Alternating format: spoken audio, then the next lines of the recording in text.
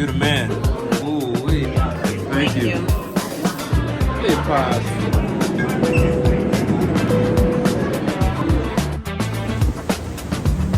Okay, good to see you right here.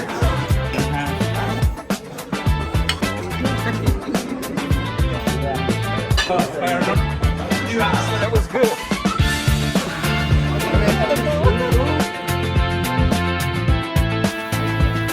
Thank you so much.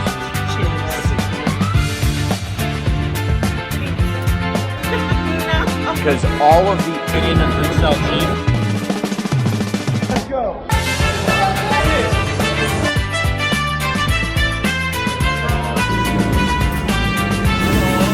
At least I can do for you. Okay.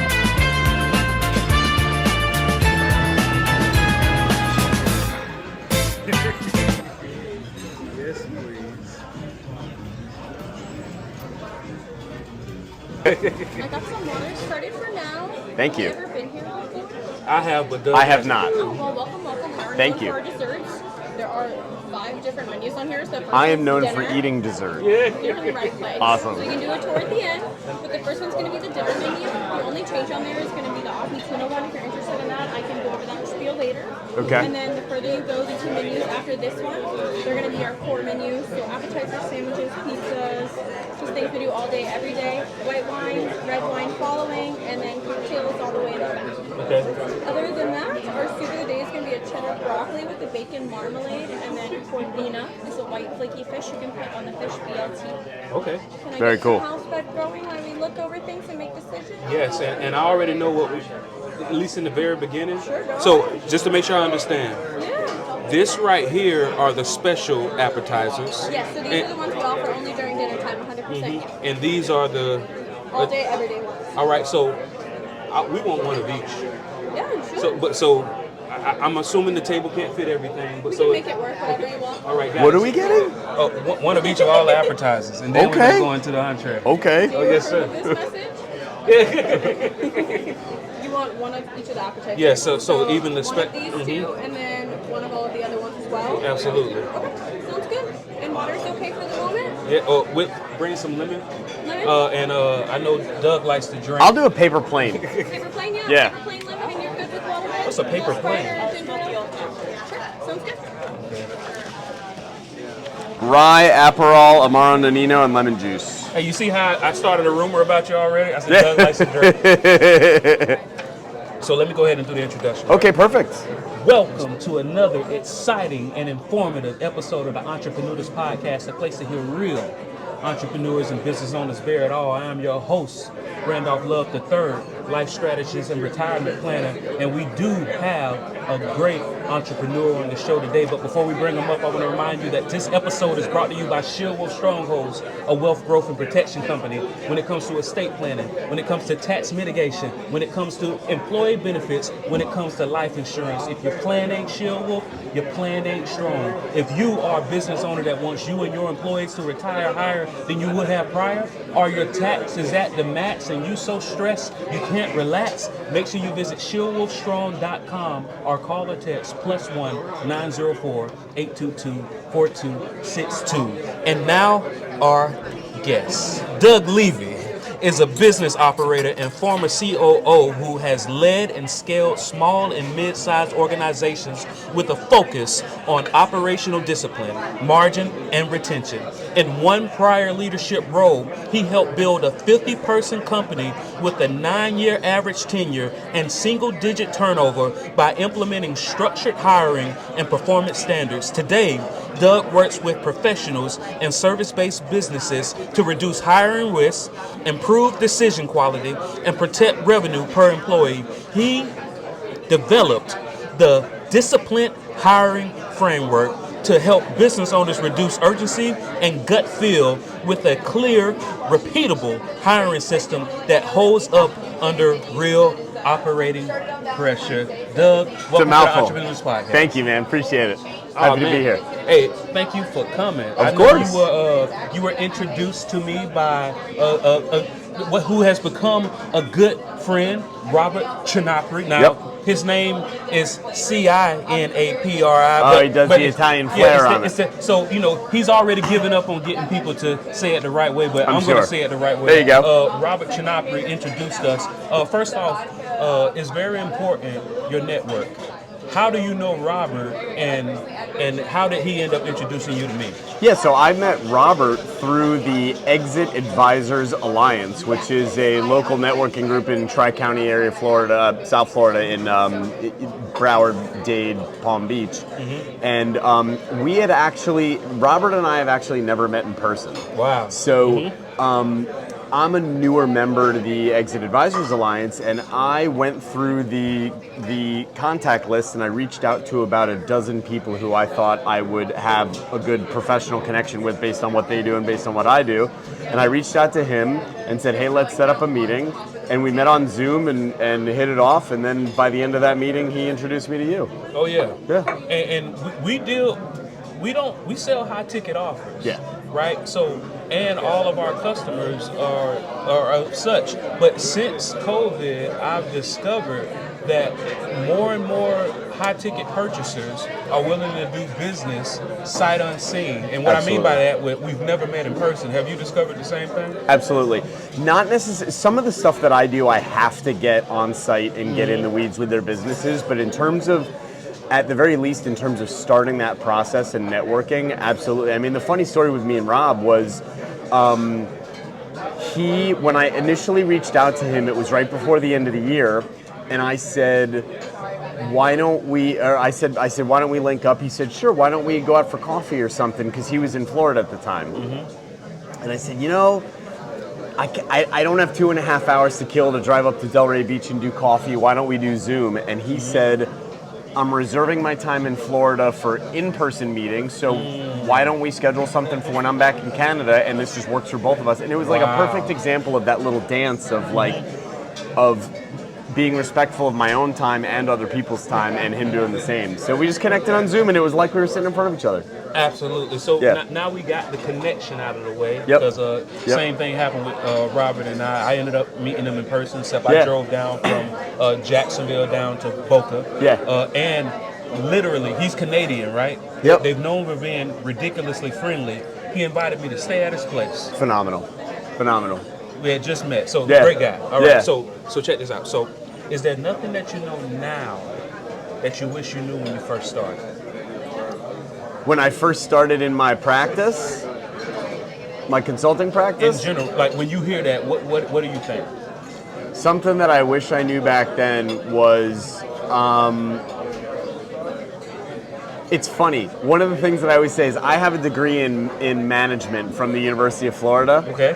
And having been in the business world for the last 25 years in management, I always say I wish I got a psychology degree instead. Wow, yeah. Because working in, especially in small business, it's much more about people than it is about business. And I think I would have had an edge knowing more about how people think earlier in life than knowing about marketing and human resources and economics and all that kind of stuff. Oh yeah, I am a constant studier of human psychology, right? Yeah.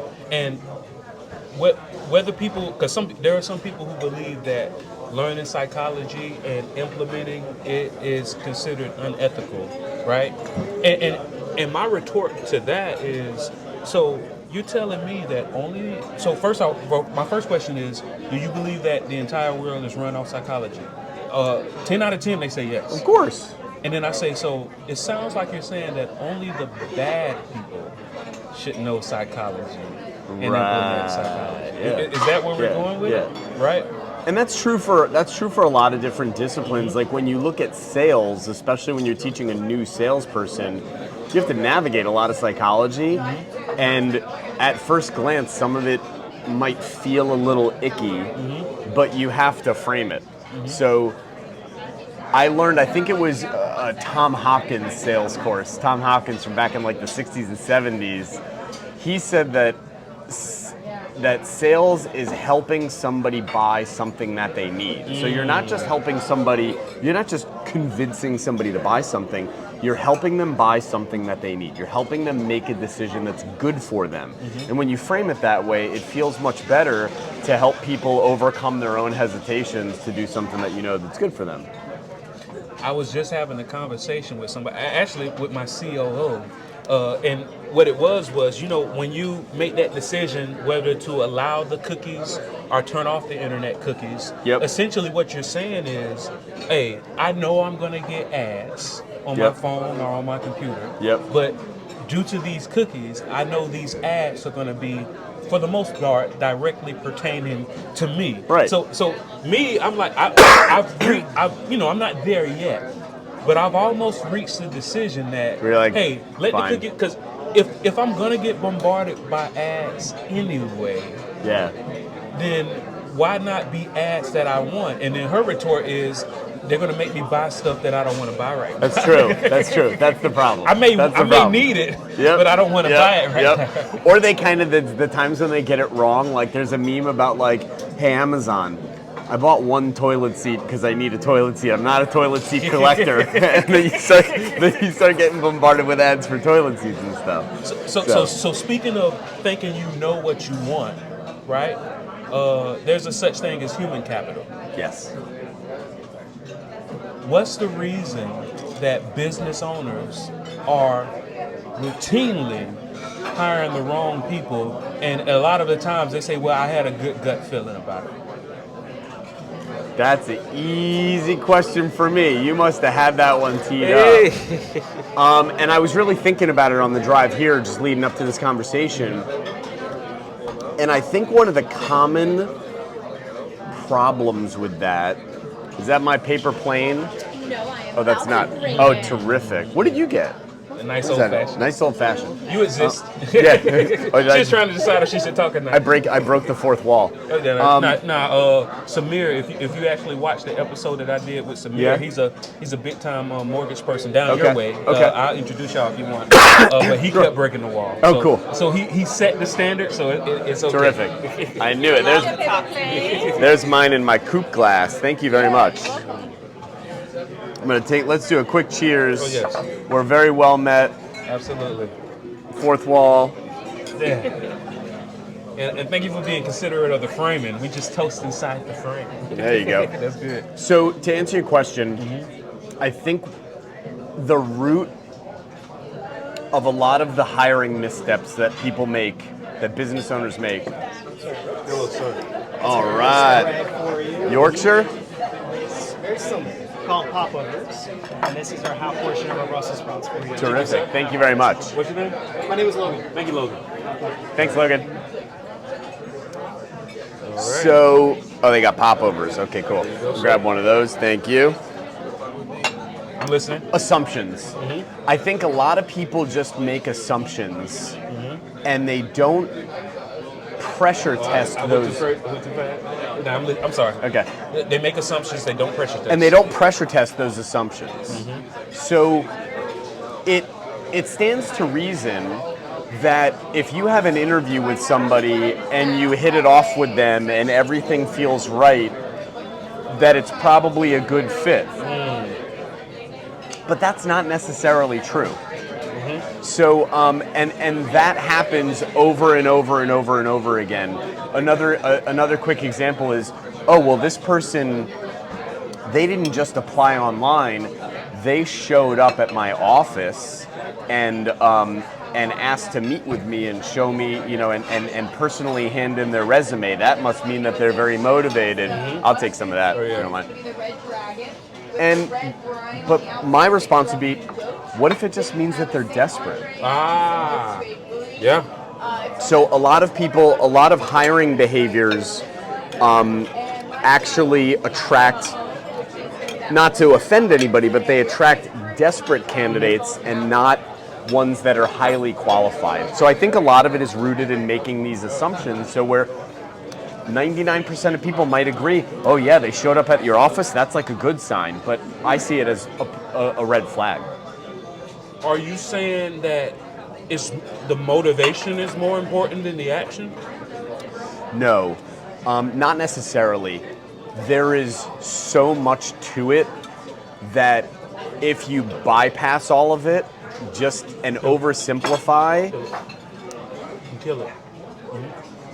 if you oversimplify it just to say this, oh, I hit it off in the interview and the resume looked good, you're missing a lot of nuance. And when you don't capture that nuance, when you get into a long-term relationship with somebody, whether it's a working relationship or a personal relationship, that nuance is going to come out. And you want to flesh that out a lot sooner than later to make sure that you're investing in the right place. Okay. So, what would you say is a nuance that most business owners or the people in charge of hiring for the business miss? Soft skills. Okay. Soft skills. They are either making an assumption about soft skills, about which soft skills are needed for a role, or they're ignoring them entirely. Soft skills being things that you can't necessarily see on a resume, whether somebody performs well under pressure, whether somebody is good at written communication, good at verbal communication, has the ability to understand and interpret instructions, can work well under ambiguity. For example, if for example, this is a role where I need to be able to just kind of tell you a little bit about what I need and you need to take it and run with it. I'm not giving you a full roadmap to achieve the objective. Mm-hmm. Some people can't do that, and some people can. But those things are either business owners either fail to consider them, or they just don't even they don't know how to test for them or anything like that, because you can't ferret that out in a resume or an interview. Okay, so that's the $1 million question, because I was just about to say, because I agree with you. Everybody can't do everything, and depending on the role, that's what you need. How do you know in the very beginning if they can do those things? Before you invest too much time and money.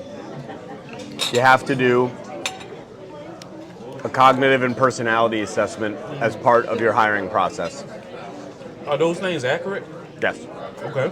You get a good tool and you design it the right way, and you can get ones that really do hit the mark. Okay. So in your opinion, which ones hit the mark? It depends very, very, very much on the role. So I'm hesitant to drop any brand names because I don't want to mislead anybody into thinking that there's one kind of end all. It has to be, like any tool, it has to be used the correct way. Okay. So different types of roles require different tools.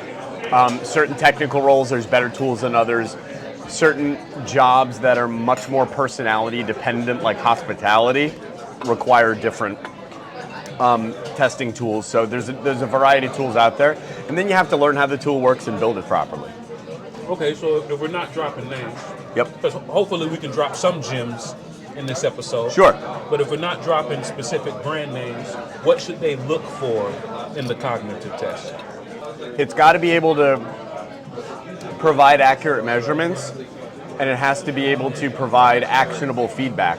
So a lot of them is really looking at the reports that they generate and seeing what those look like. So I've seen, for example, kind of shoddy assessments where they ask you 15 questions and it's like A, B, C, what comes next? D. 1, 2, 3, what comes next? 4.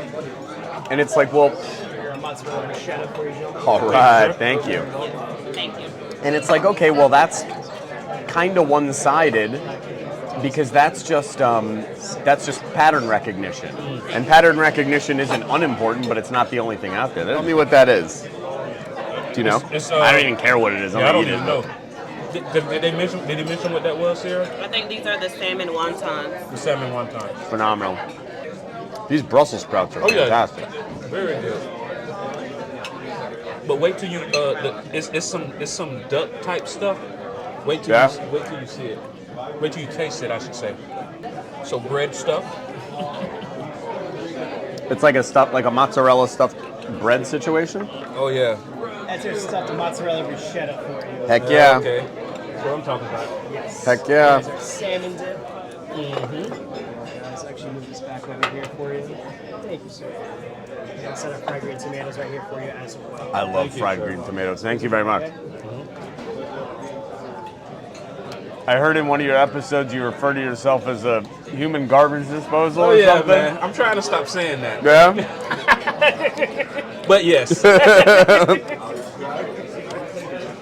Yeah, man. That's funny. I'm actually, I've made a commitment for this quarter to get my weight down to a specific weight. Okay. Oh yeah, but very cool. What are you doing to get there? So far so good. So far, Doing great so so good. far. Thank you. Oh yeah. So what I'm doing is I'm, working out every morning, but I'm actually putting it on my calendar. Perfect. Everything else was on my calendar except working out. So, of course, I'm setting myself up to not do what I'm supposed to do. So I started putting on my calendar. What else? Also, I've been intermittent fasting. Cool. So I've been doing a little bit of that too. I might eat once a day. This is good, by the way. What is it? Your crab cake or something? Yes, it's a type of crab cake, but I don't even Take be it. knowing. All right. So there's good tools and bad tools. Like, you look at one tool and it's like, okay, it's got like 15 questions of pattern recognition. That's not enough to really figure it out. So you need something that's robust enough to really give you the data that you need, I think is really the number one quality that I would say. Would you like another piece of this? No, I'm good. So Thank something you. that's robust enough to give you the data what you need. So what I was saying, from what I've experienced with those type of tests, they're very accurate. Yes. Right? Yes. If the person is being honest, right? Yes. And a good test has different ways to indicate whether the results are reliable or not. So I use different tools that are able to say, they're able to recognize certain patterns, certain behavioral patterns, like, oh, this person kind of whizzed through this section and we can't really determine if the results are reliable. Or it'll say this person there's one test that I use that says this person has a low self-critical score or a high self-critical score, which means they just think they're amazing, and their answers will kind of reflect that. Now that in and of itself isn't bad, but it's something that you need to be aware of when you're looking at it. Absolutely. I remember it was just one test to where, they were asking just normal tests, normal questions, and they say, and it was like scenario questions. And it says, you're sitting in your house. Oh, that's that duck stuff. Whoa! Let me just consolidate plates. There you go. That's what I'm talking about. Oh yeah, now right here. Wow. Lollipop, lollipop. I'm gonna think of every single time. All right, we're just waiting on the Greek lettuce hummer. Grab one of those. Thank Make you. sure you get some of that sauce. Fine. Holy moly. Rub it in there. Holy There you moly. go. Holy moly. Yes, sir.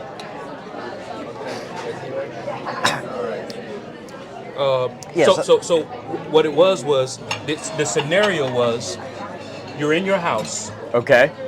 You look out the window. Your best friends. You can see your neighborhood friend's mother is undressing in the window across the way. Okay. Do you look away or do you keep looking? Right? That was it. Yep. It was a simple yes or no. Yep. But they weren't testing whether or not you say yes or no. They were testing how long you took to answer the question. Is that what you're talking about? Exactly. That's exactly it. So different tests can figure out different things like that. And I've also found is that a good test is one that you kind of don't know what it's trying to figure out when you answer the question, because then a test taker can kind of work it a little bit. And you don't want it to be easily manipulated. So it's one component, but it's a very important component that people overlook. Okay, so let's say the person, did you get some of the fried green tomatoes? You don't want any? So let's say the person finds a good test, right? It has all of the fail-safes and the key features that you believe are great. Another thing that I've learned, and let me know if you agree or disagree with that, but what a lot of people do, without considering the test, they hire people that are just like them. Absolutely. When really and truly, if you yourself as the business owner takes that same test, you should be hiring people who are strong where you're weak and weak where you're strong. Absolutely. And that brings up another kind of shortfall that a lot of, not just business owners, but I don't want to call it a shortfall or shortcoming, but just kind of this like thing that a lot of people have is you kind of expect people to be like you. I'm good. You expect people to be like you, and that's not going to build you a good team. Mm-hmm. You don't want everybody to be like you. And also, like, in a lot of cases, you're the owner. You're the entrepreneur. Mm-hmm. You're the person that a lot of times is the most successful person in many of the rooms you step into. I'm good on that for now. Why are you trying to hire a person for a different role that might be like an entry-level administrative role that is trying to conquer the world when that's just not the right fit to be looking for? We'll consolidate. Thank you, sir. You're a scholar. Wow. So, all right. So you were saying, why are you hiring a person? Yeah. Why are you trying to? Not everybody needs to be ambitious. Not everybody needs to be, super driven. Not everybody needs to want growth. Those are specific qualities that are necessary for certain jobs and not necessary for others. There's millions and millions and millions of jobs in this country and all around the world that are perfectly well suited for somebody that wants to come in to work at a specific time, do a great job, and go home to their family. Doesn't want to work a minute more than they need. Doesn't want to work a minute more than they need to. That kind of thing. And a lot of business owners kind of like overlook those. I call them steady Freddies. Mm-hmm. Some of the best employees I've ever had were people that worked for the company for 20 years, mm-hmm. and they were never team leads. They never took initiative on projects. They weren't like super into some of the more like, hoity-toity cultural stuff that we would do, but they just came in, did their job every single day to the best of their ability for years and years and years, and were always happy and never wanted to leave. So a lot of times those people get overlooked when they really shouldn't. All right. I'm going to say my next question. Go for it. After you bite a little bit. All right. This is what you're going to love. Okay. That's like a duck ragu, right?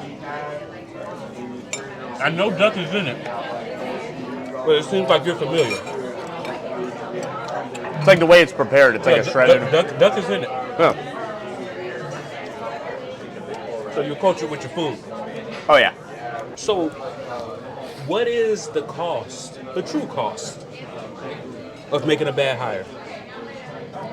That's a great question. So there's direct costs and indirect costs, right? So direct costs are what is the money that comes out of my pocket from screwing this up, call it, or from this not working out, and what are some of the other things that you need to consider that I would call a cost. So first of all, the impact statement that I make is that if you hire somebody for $60,000 a year annual salary and they don't work out after 6 months, I calculate that loss based on certain mathematical assumptions at about $55,000. Wow. So almost their entire salary is a loss. Now, what does that look like? First of all is ramp-up time. When you hire somebody, they typically are not at full speed their first day on the job, right? Mm-hmm. So some businesses or some roles have long ramp up time, where somebody might not be like at 100% for 6 months or a year or 2 years, and sometimes it's maybe a few weeks if you're lucky, or 3 months or something like that. But if you hire somebody for $10 an hour and they are only 50% up to speed over those first 3 months or 6 months, then the rest of that's just a loss. Yeah. Right? And then when you look at a hire not working out, what do you typically see along with that? Management is spending time supporting that person instead of working on other strategic goals. That's payroll that's going to the wrong place. Other members of your team are, instead of doing their work, are either picking up the slack or answering questions or helping somebody get up to speed, which is dozens and dozens of hours of their time that instead of spent moving the business forward, it's spent helping a drowning employee. You've got the potential recruiter fees that you have to, or whatever the recruitment efforts are, where you got to put a job on a job ad board or something like that, or pay a recruiter. You've got those fees. You've got the time that job is vacant if that person doesn't work out, to the time that you have to rehire somebody else and have a reset where now you're bringing on another new hire at zero. So all of that math leads to really, really, really costly problems in dollars, because all of the hours that it takes to do those things is payroll that's being used not for the advancement of the company, but to try to support an employee that's not working out, or trying to replace an employee, or trying to train an employee. None of which are helping you meet your objectives. So those are the hard costs. The soft cost is the cultural damage that an organization experiences when those types of things happen, right? Like, So- why did you let this person stay on for so long? Right. Why did you keep this guy? Why do we hire this clown? Your A players are always watching. They're always watching. And if they're called in to help, or if they're slowed down because of a hiring, a bad fit that you hired, they notice those things. And if it's bad enough, they'll leave. And then you just have this organization where when a new employee comes in, their peers can't necessarily trust that they're the right person for the job, so they don't approach it with the same gusto or welcoming attitude, or really being willing to train. Like, now all of their peers have to figure out if this person's a dud or not, because the owner didn't, or the hiring person didn't do their job. And those things, while you can't necessarily monetize what that looks like, they affect the culture of an organization. So if you've got two organizations side by side, and one of them has bad hiring practices and high turnover, and the staff is not excited about anybody new, and there's all sorts of drag that's created when somebody doesn't work out, and then you've got another organization where they've really got it right, and when somebody comes in, everybody that works there has a lot more trust that the managers or owners chose the right person, instead of hiring somebody that just like blew smoke up the boss's you-know-what in an interview. It changes the way that organization functions at a fundamental level. Got it. So, correct me if I'm wrong, but I imagine it's impossible to have zero turnover. It is. Okay, so that said, what do you consider, and I imagine there are some people who, great. Doing great, thank you. I imagine there are some people who come to you, and after you've worked with them, they wish they would have come sooner. What are the telltale signs that they have higher than average turnover? Because in their minds, they're probably thinking, all right, this is just how it works. People come, people go. Yep. What are the telltale signs that they have higher than average? So you don't really need to be honest, you don't really need to worry about telltale signs, because the math is the math. It's how many people are you hiring, how many people are leaving. Turnover is a mathematical calculation. Okay. And you compare it to industry average. And not every business has the same type of turnover.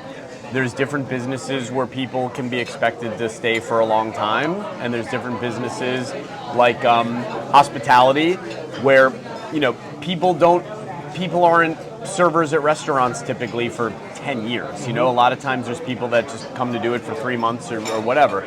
So every business has a different number, or every role has a different number. But you can look at industry benchmarks and just say, you know, figure out what's going on. You know, you go into a business that's been in business for 15 years and all of their employees were hired in the last 3 years.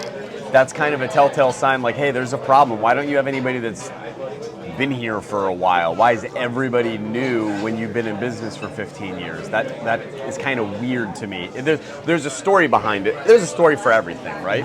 So, but that's where I start asking questions. Okay, so does a person only learn what the industry benchmarks are by hiring somebody like you, or is there not a periodical or a journal or a census that they can go to know what the benchmarks are? Look it up. Very easy to look up. You know, what is the average turnover for a medical assistant at a high touch, dermatology practice or dentist practice or whatever. It's very easy to do some cursory research and see kind of what ChatGPT comes up with and stuff like that. And you don't need to get too scientific. You just need to see like, all right, how far away am I from these indicators? Mm-hmm. And then you also kind of know, right? Like a business owner, if you go to a business owner and say, is turnover a problem for you? It's going to be a yes or no answer. They're going to know, you know what? I'm having trouble keeping people, or I'm not. Or people come here and they stay and they love it here, and they only leave when their husband in the military gets reassigned to a different base or this or that or the other thing and that kind of stuff. So you kind of know. Okay. All right. So out of 10 engagements for you, how often is it the employee's fault and how often is it the business owner's fault?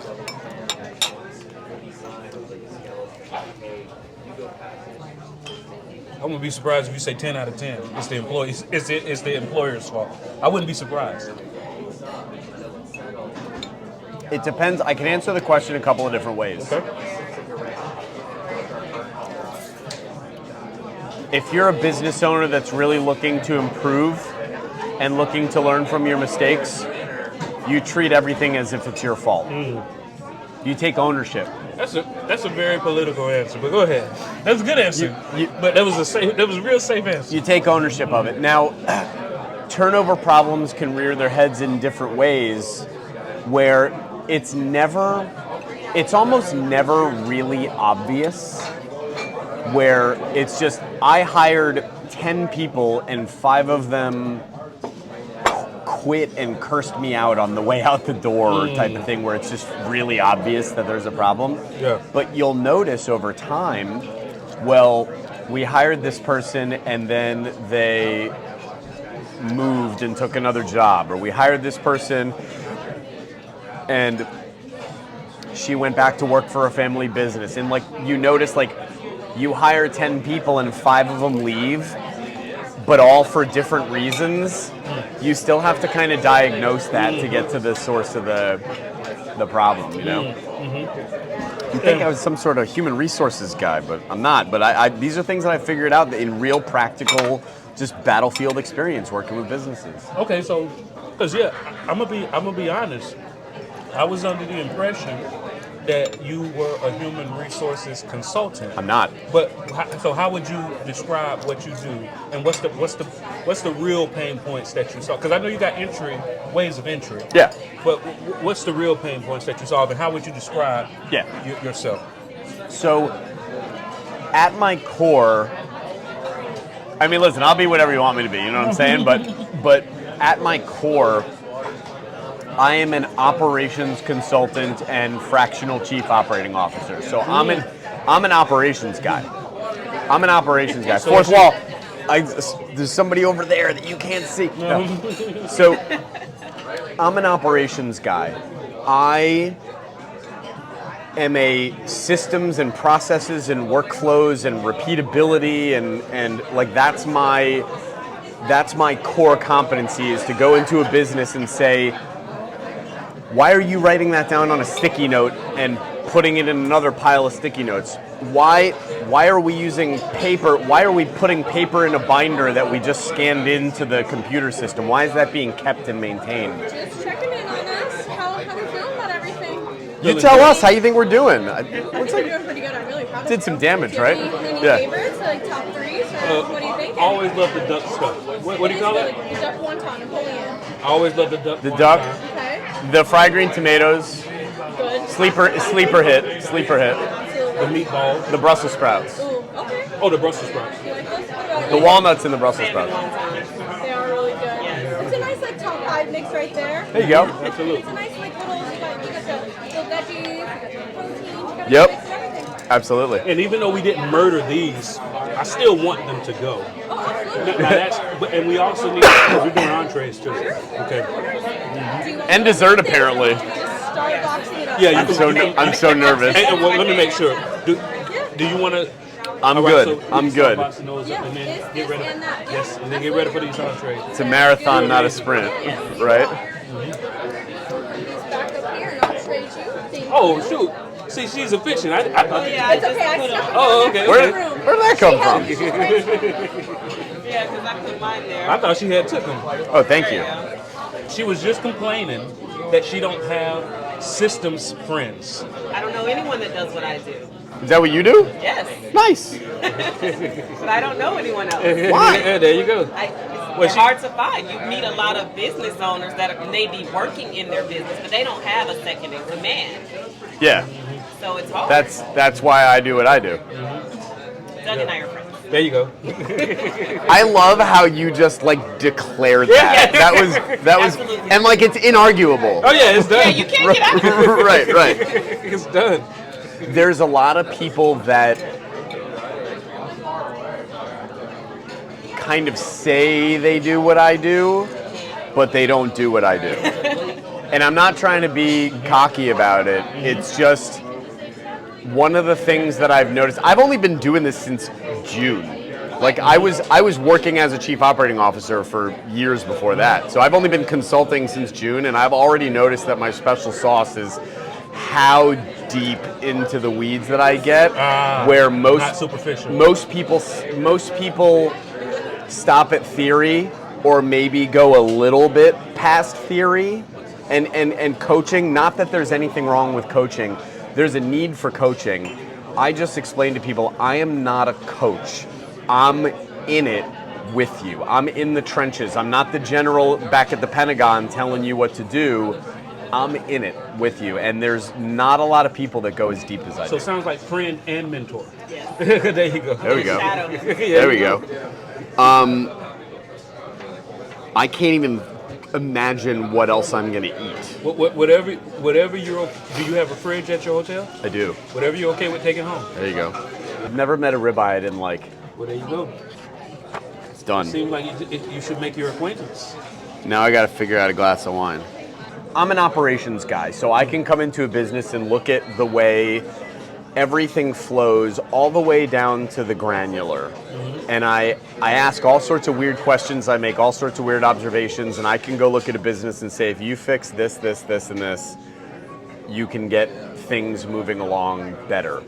Through my consulting work, I noticed a trend with this hiring stuff, and it's something that I was very successful in my previous role that you mentioned in my bio, which is I worked at a company with 45, 50 employees.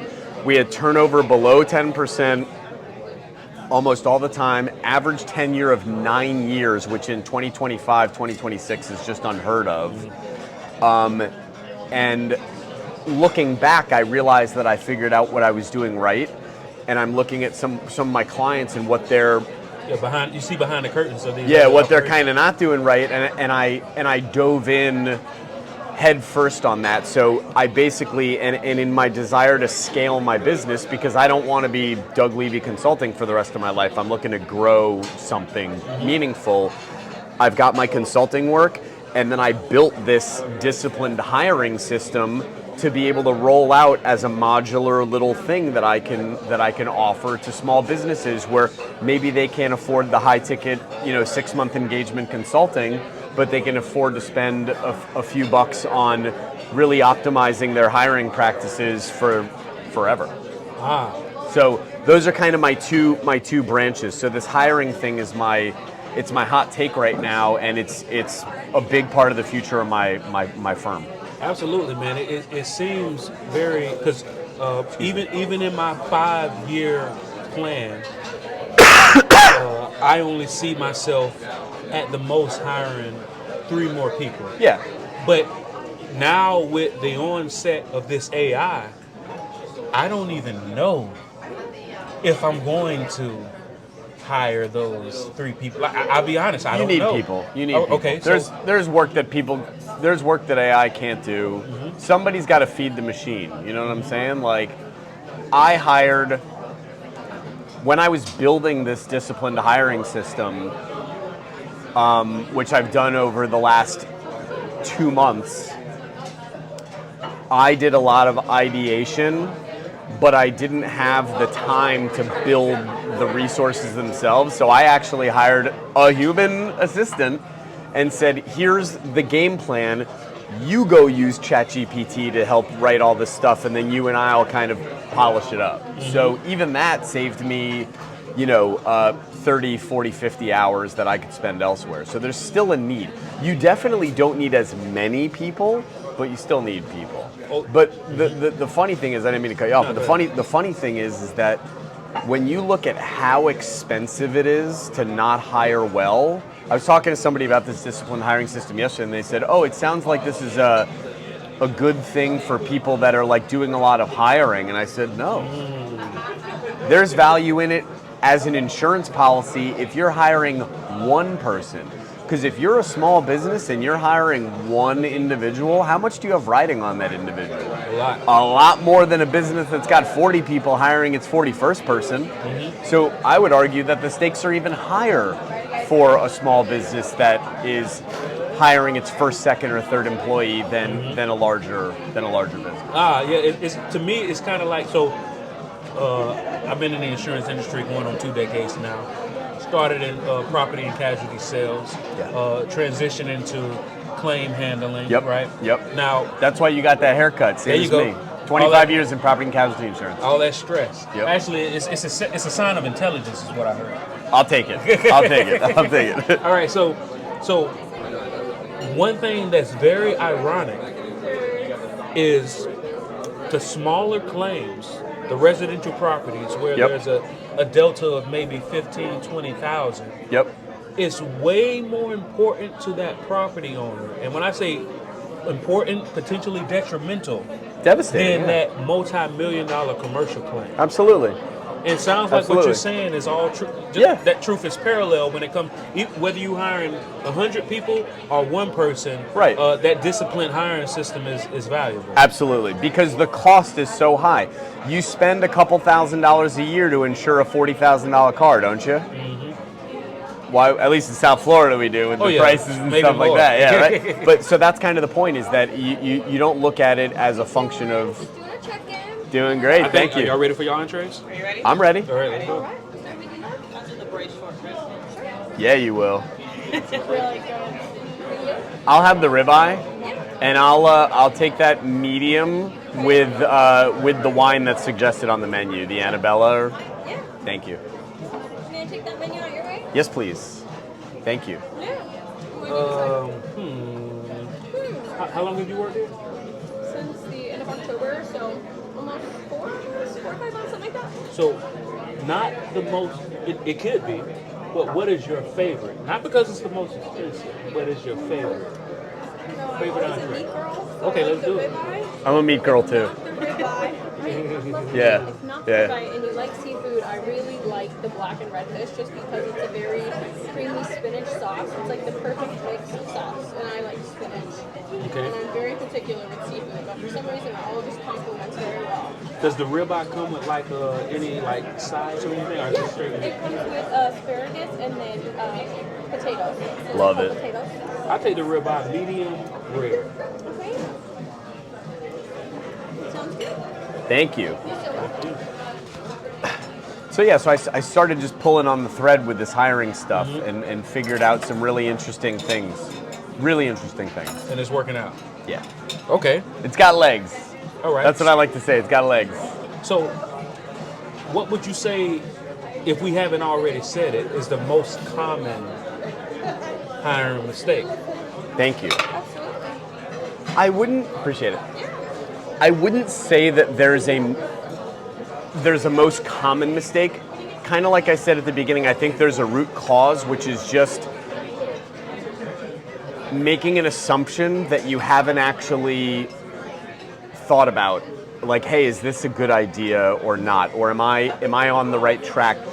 When was the last time you questioned, hey, is hiring somebody that I get along with really well in an interview, is that like the right way to evaluate somebody in an interview or not? Most people just don't question that. They just kind of operate that way because they're running a business. They're so busy doing all these other things. But when you laser focus on that piece of it, the answer is not always yes. So I think the root cause is making assumptions that feel right, but are objectively and in practice not the best way to go about things. So all right. So I mean, I think it for a business owner, one that's been, I say, rewarded for going with how they feel, going against the grain.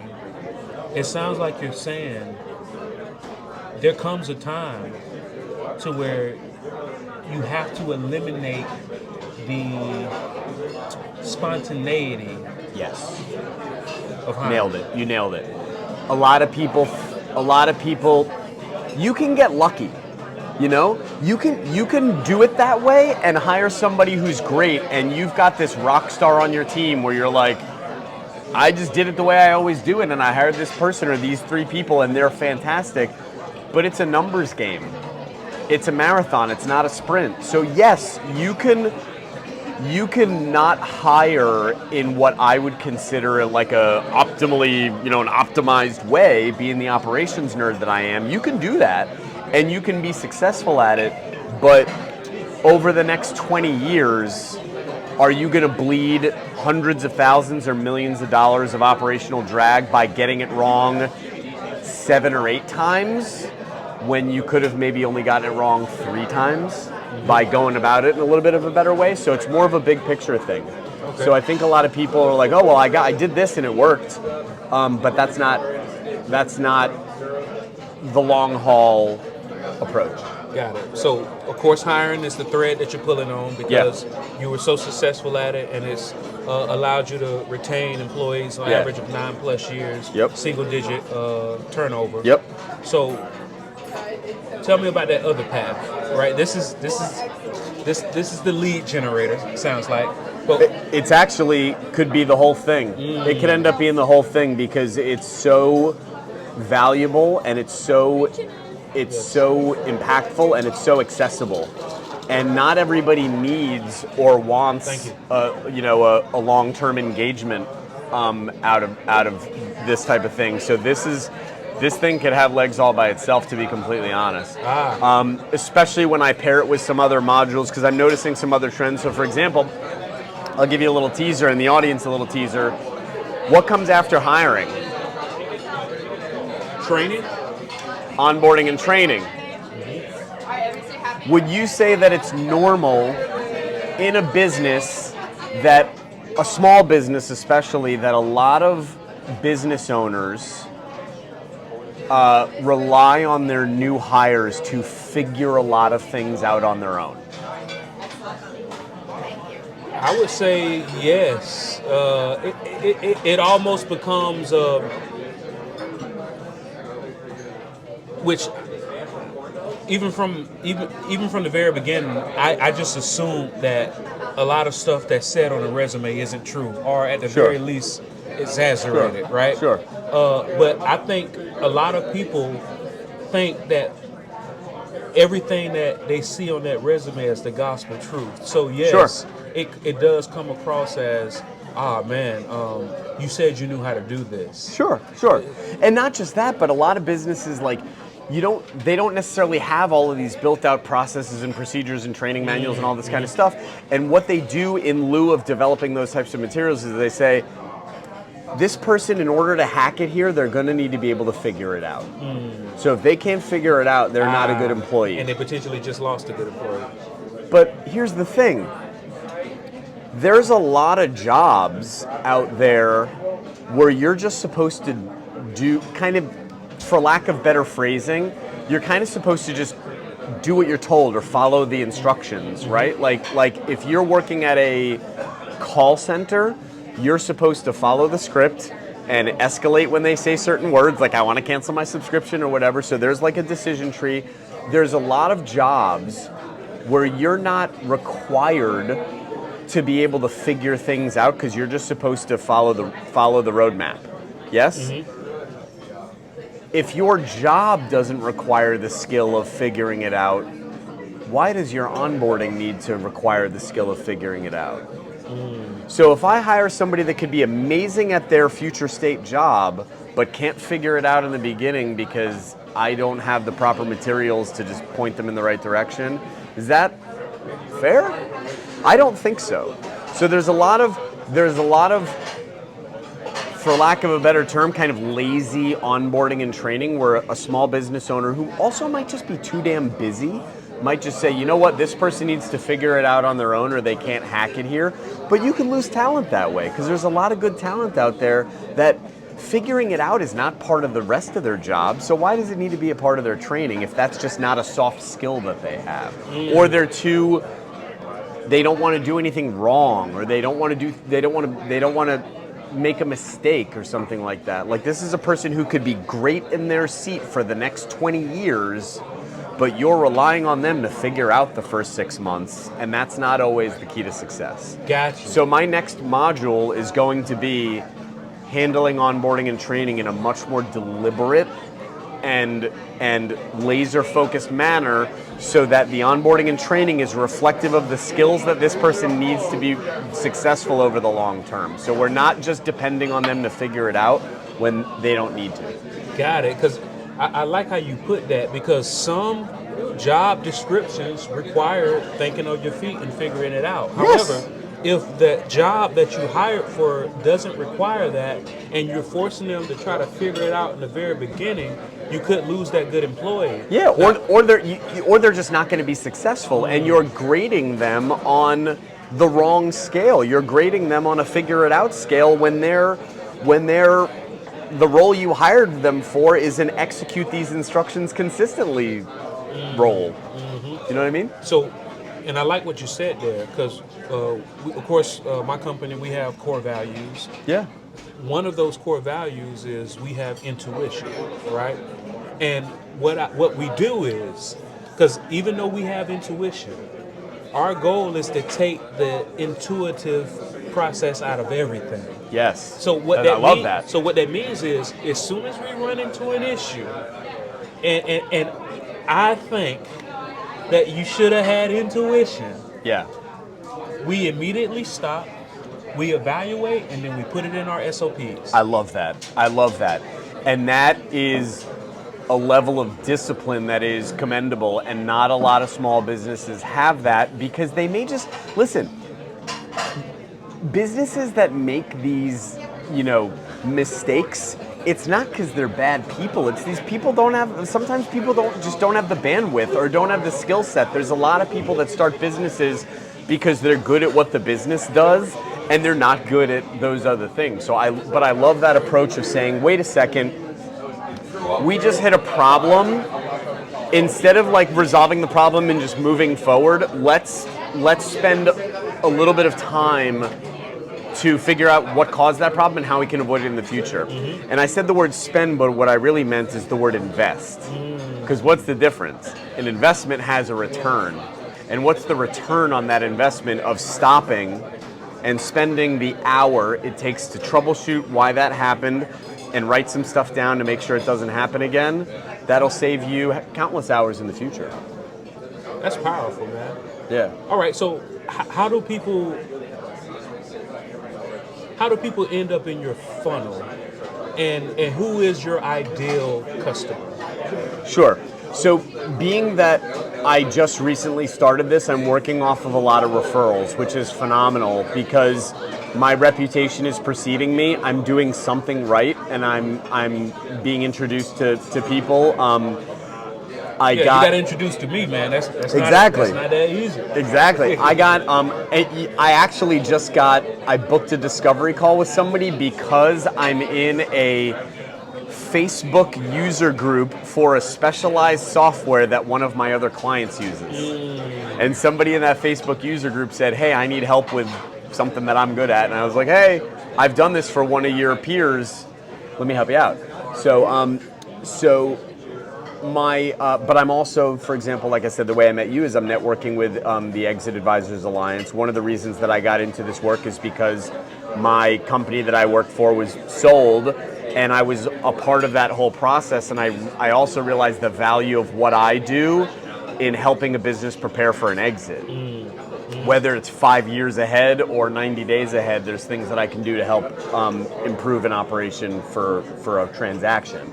So I'm networking with those types of folks. My ideal client is a business that realistically has at least $1 million in revenue and is running profitably, where they're not... Yeah, that's not always the same. Yeah, they're not hand to mouth because my services cost money, and if you don't have the money to pay for it, there's not a whole lot I can do. So a business that's making at least $1 million in revenue and has some room for optimization, where you've got somebody that kind of knows that they don't have all of the puzzle pieces together.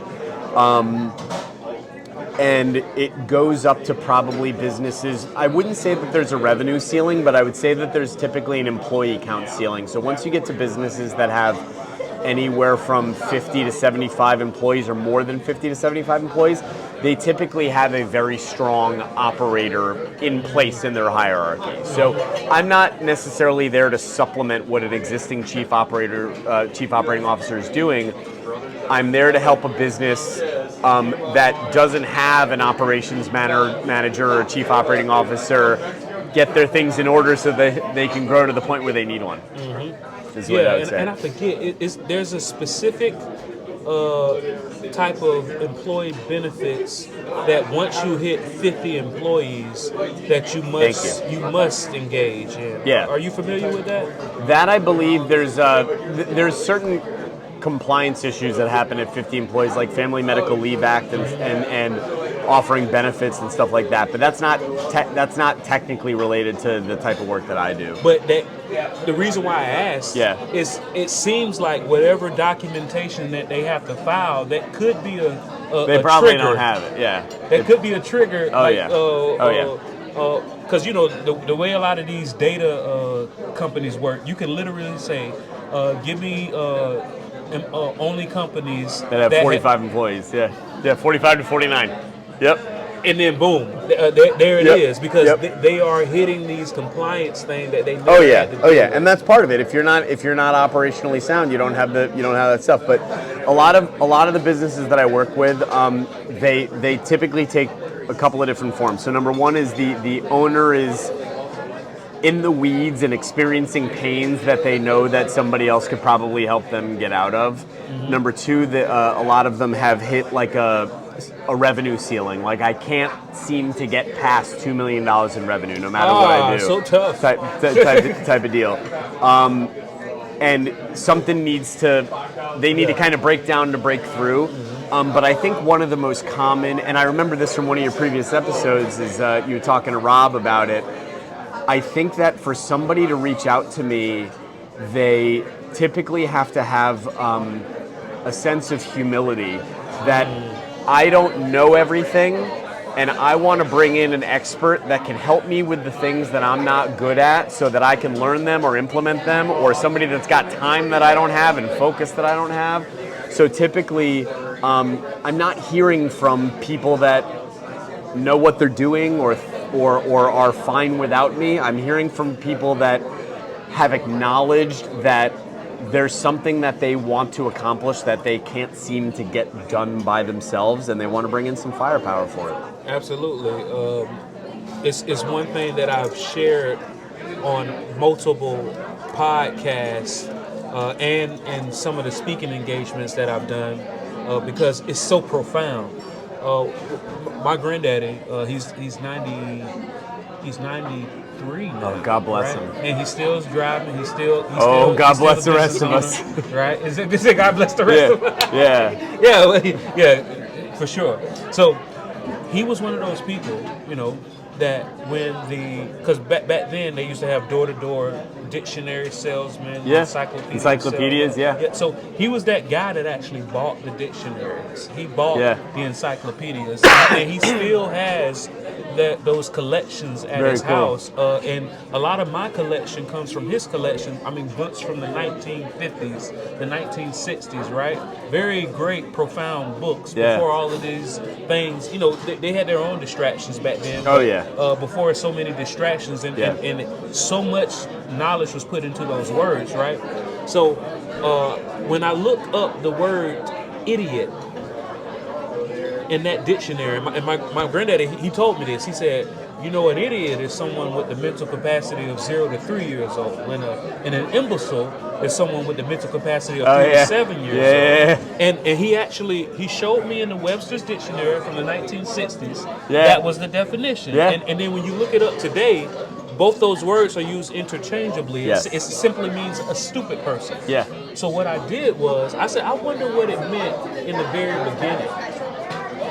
Most people, if I were to give them $1 million and all the time they had in the world, they couldn't tell me what the original definition of idiot was. And if I were to ask you, without searching it, what's the original definition of the word idiot?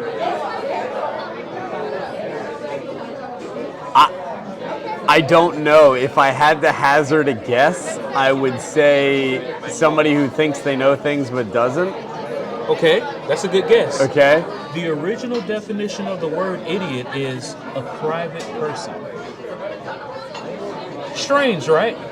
Now, they mean a private... I see the jump. Yeah, so what they're saying is they're referring to a private person as the opposite of somebody that was in the government, a public citizen. Okay. So the people in the government call the rest of the people idiots. Okay. So, and it just transferred to these people are stupid. Right? Interesting. So when I saw that, I said, "Wow, that's very interesting." So if idiot and imbecile were used consecutively back in the 60s and they're used interchangeably today, I wonder what the original definition of the word imbecile was. Do you want to take a guess? No, I don't. Tell me. The original definition of the word imbecile is a person without a supporting staff. Now, when they say staff, they're referring to like the long stick. Oh, like a stick. So, but think about it. Let's think about this. You're gimpy. Yeah, but not even that. All the prophets and the Moses. How are you gonna part the Red Sea without that thing? You need a staff, and so just like a staff, you can walk with.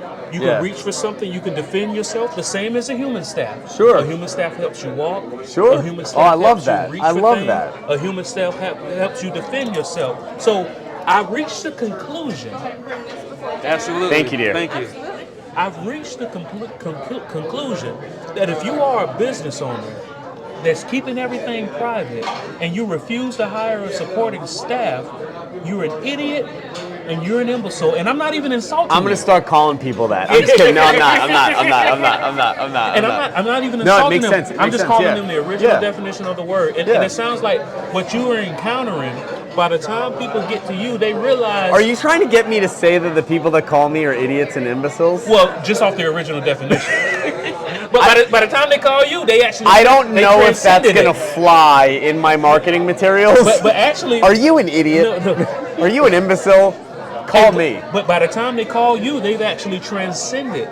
Yeah. They're not going to be so... so I just got to say, do you want to not be an idiot? No, you're right. It's somebody who can say, you know what?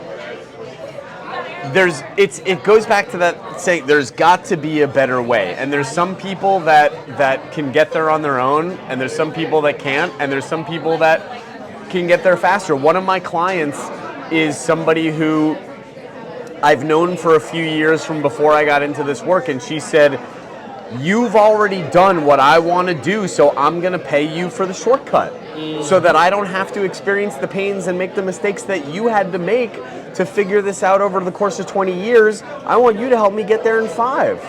And that's a perfect way of looking at it, and they've been adaptable to change and stuff like that. So there's definitely got to be, there's a lot of ego in owning a business. There's a lot of ego in being an entrepreneur, and ego gets you a long way. That confidence gets you really, really, really far. Like walking into a room and being that authority, it really does get you far.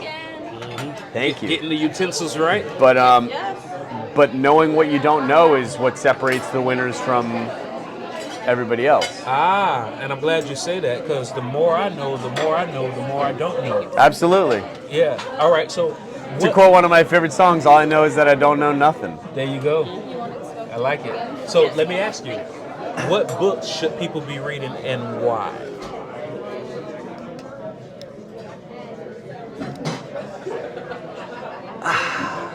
I'll be completely honest with you. I'm not a big business book guy. I've read 7 Habits. I've read How to Make Friends and Influence People. I'm aware of all of these books that people kind of drop in these conversations, but I'll be completely honest that I have not read. Ooh, that was nice. Thank you. Oh, this looks beautiful. It sure does. Thank you very much. Yeah. Y'all enjoy. Appreciate it. So, I have nothing against those books at all, but I have relied a lot on my experience and knowledge to kind of guide what I do.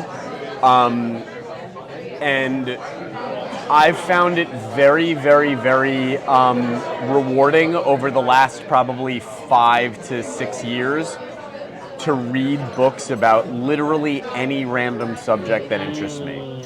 So I've devoted a lot of my time to reading, and I do audiobooks because when I'm in the car, it's just easier for me to do. I've read books on dinosaurs and how electricity works, and biographies of important people, Washington, Franklin. I've got one for Frederick Douglass teed up, Simón Bolívar from South America, books about astronomy and how stars work. So I've actually, to pivot away from all the kind of typical answers, I've enjoyed this. I've read books about Buddhism and Taoism and Islam. I read the Hebrew Bible start to finish. I read the New Testament start to finish. I read commentaries on both of them. I read a book about how the Bible was written and by whom it was written.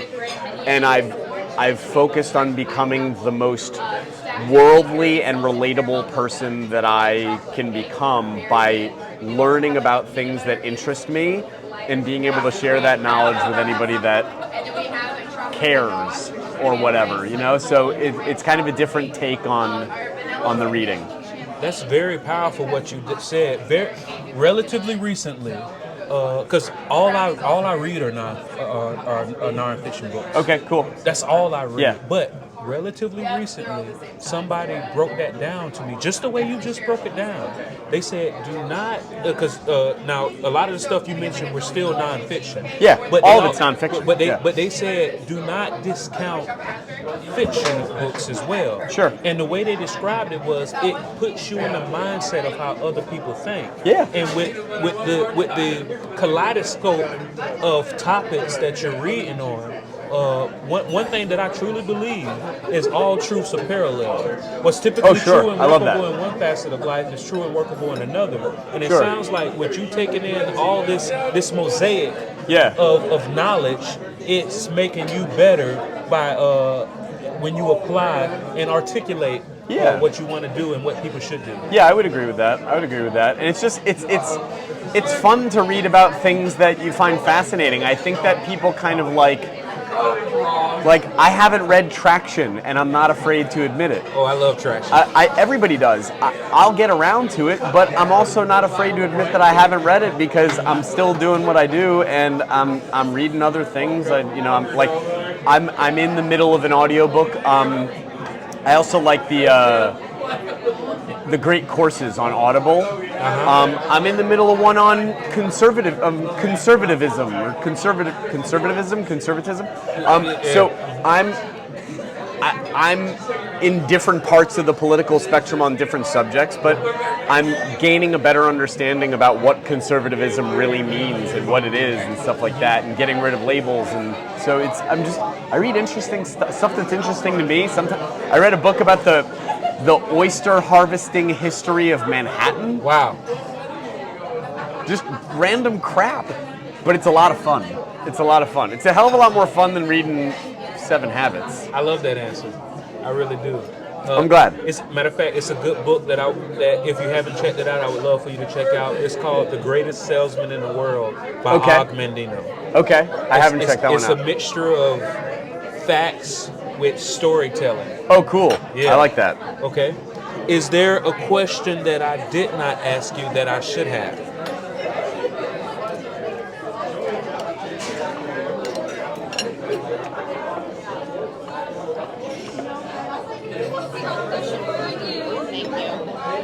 I would have some how it is, but we're taking the first few bites, so we'll do a few laps. All right, thank you.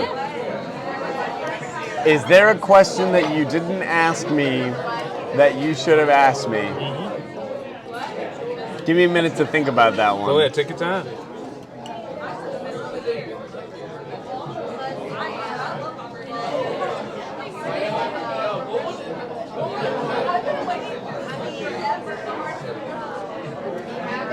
I would say that if I were to give you another question to ask me that I think is kind of relevant to the conversation, it's what are most business owners having trouble with in operations these days? What would you say? And the answer, I think, would surprise a lot of people. I think a lot of people think that when I say that I do, process optimization and things like that, that I'm coming in with all sorts of AI and saying, oh, you need to use this to make automated calls to your clients, and you need to use Zapier to connect this software to this software to this software to this software so you can get these things out and not have to have anybody touch it. But the reality is, it's the fundamentals. It's the fundamentals, because so many people, for better and for worse, so many business owners are so focused on serving their clients. And I work with a lot of people in the medical field, focusing on patient care and customer service and stuff like that, that they don't have time to think about why we're still scanning this document into our computer system, and then saving it into a binder that we have to maintain for no reason at all. So when somebody hires me, a lot of the stuff that I come in and do is that kind of stuff just because nobody's looking at it. It's not AI. There's some AI for sure, but a lot of it is just slow down, looking at everything you're doing and asking why. Why are you doing it that way? And if there's not a good reason, then we need to think about whether we need to change it or do something different if it's holding us back. And I see you could walk into any business and there's 100 of those things sitting in plain sight if you look for them. Oh yeah, because that fundamental question, why? Yeah. And one thing that I've learned, in every language, the word why makes people get defensive. So because I've learned that, and I sincerely ask, what's the reason? Because sometimes, if I were to just ask why, and they automatically trigger their defensive mechanism. Yep. But if I instead ask what's the reason, sometimes I learn something. So it sounds like what you're saying is. Oh, I love that. I love that. You don't go in to trigger defensive mechanisms. You go in because you are truly curious. Yes. Okay. And I get, a lot of what I have to do, going back to the thing about psychology, is a lot of what I have to do. And that was psychology. Yeah. Oh, it's huge. A huge part of my job is one of the things that makes me successful is getting the buy-in from the business owner and their staff, and say, hey, I'm not here to judge you. The fact that I'm here shows me that you guys have made a commitment to making things better, and that's what I'm here to help you do. So when I ask why, and now I'm going to start asking what's the reason, it's just to have an understanding, and I need you to be honest with me what the answer is. So one of my clients, the answer is, because we've just always done it that way. And that's a perfectly acceptable answer, and it means that there's room for further consideration. I know it was this one story, and you probably heard this story before, but it was this guy. He was in the house with his wife, and they were preparing for a big family dinner. And what she did was she took the chicken and she cut off the bottom half of the chicken and put it in the pot. And he said, "Well, it was a whole chicken." He said, "Well, what's the reason you just cut off the bottom half?" She said, "That's just the way we've always done it." And he's like, well, what's the reason? And then the mother of his wife comes in and he asked her, he said, "Well, what's the reason that every time y'all make a whole chicken, you cut off the bottom half of it? What's the and the mother of the girl said, "Well, that's just the way we've always done it."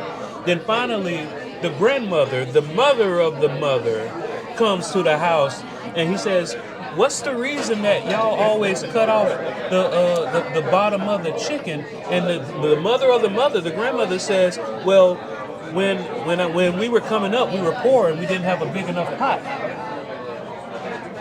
So now, 3 generations later, they're cutting off perfectly good chicken for a problem that they don't have anymore.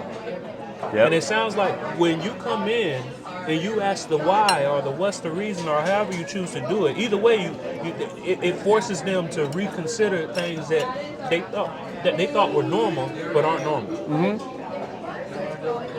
And they're things that aren't working. So if I look at something that's working, I'm probably not asking any questions about it, because it's just straight good old if it ain't broke, don't fix it mentality in a lot of cases. Because a lot of times the first thing we have to do is fix what's broken before we can focus on true optimization. You want to turn bad into good before you turn good into great, because a lot of times the bad things are really screwing things up. So yeah, the why is just like you said, is it because grandma told you and just nobody's questioned it in the last 50 years? Or is it because something broke a little while ago and this was the workaround and we just never turned the workaround into like a real process or whatever? So yeah. I'm glad I thought to ask you that last question. I love it. Very great. I love it. Please, one more time, let everybody know who you are, what do you do, and how they can get in touch. I am Doug Levy with Lexington Rose Consulting. I'm a business operations consultant, fractional COO, and creator of the disciplined hiring system to help you avoid a lot of the common expensive missteps of hiring people. And you can find me at www.lexingtonroseconsulting.com. Email doug@lexingtonroseconsulting.com or 954-232-3952. And this has been another exciting and inviting, informative episode of the Entreprenudist Podcast, a place to hear real entrepreneurs and business owners bear it all. I'm your host, life strategist and retirement planner, Randolph Love III. And until next time, don't play with it, stay with it until you make pay with it. This is the Entreprenudist Podcast, signing out. Love it, man. That was fun. That was a blast. That was an absolute blast.